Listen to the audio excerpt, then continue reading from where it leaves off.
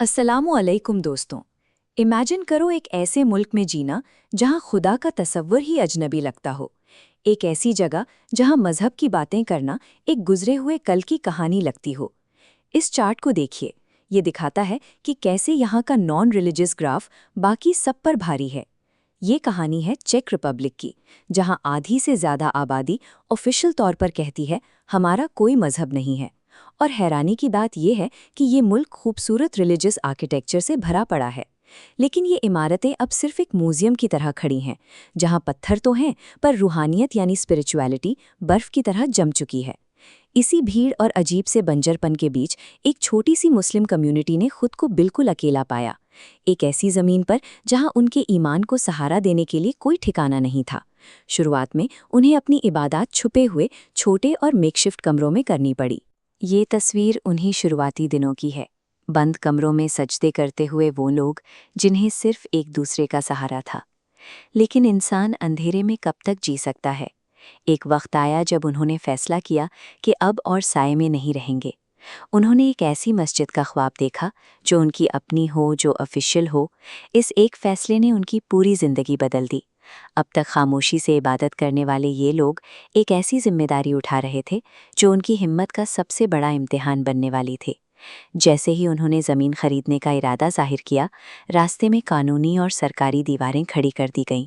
Local authorities को इस अनजानी कम्युनिटी पर भरोसा ही नहीं था और परमिशन मिलना नामुमकिन सा लगने लगा। और बाहर का माहौल इससे भी ज़्यादा सख्त था। ये तस्वीर उस दौर की है जब पूरे यूरोप में इस्लाम के खिलाफ नफ़रत और प्रोटेस्ट्स आम हो गए थे। उनकी पहचान को लगातार निशाना बनाया जा रहा था।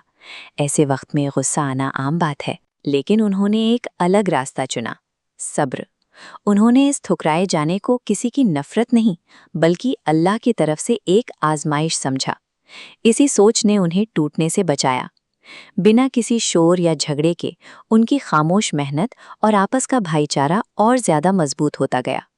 असल लड़ाई मिट्टी और सीमेंट की परमिशन लेने की नहीं थी। असल लड़ाई थी अपने अंदर के ईमान को जिंदा रखने की, जब आसपास की पूरी दुनिया उन्हें मिटा देना चाहती थी। पैसों का इंतजाम करना अपने आप में एक लंबा सफर था। उनके पास कोई बड़े अमीर बैकर्स नहीं थे। ये मस्जिद उन आम मजदूरों की खून पसीने की कमाई से बनने वाली थी, जिन्होंने अपना एक एक सिक्का इस रास्ते में लगा दिया। और फिर सालों की नाकामी और इंतजार के बाद वो दिन आ ही गया, जब जमीन उनकी हुई और अपने हाथों से उन्होंने उस मस्जिद की पहली ईंट रखी। जैसे जैसे सीमेंट और पत्थर आपस में जुड़ते गए, वैसे वैसे ये छोटी सी भीड़ एक अटूट परिवार में बदल गई। इन दीवारों के साथ उन्होंने उस जमीन पर अपनी हमेशा की पहचान गाड़ दी। ये उनका एक खामोश ऐलान था कि अब वो इसी मिट्टी का एक अटूट हिस्सा है। आखिरकार मस्जिद के दरवाजे खुल गए और यूरोप की उस ठंडी सेक्युलर हवा में पहली बार आज़ान की आवाज़ बिना किसी डर के ओपनली गूंज उठी। बच्चे, जवान, बुजुर्ग, सबके चेहरों पर एक अजीब सा सुकून था।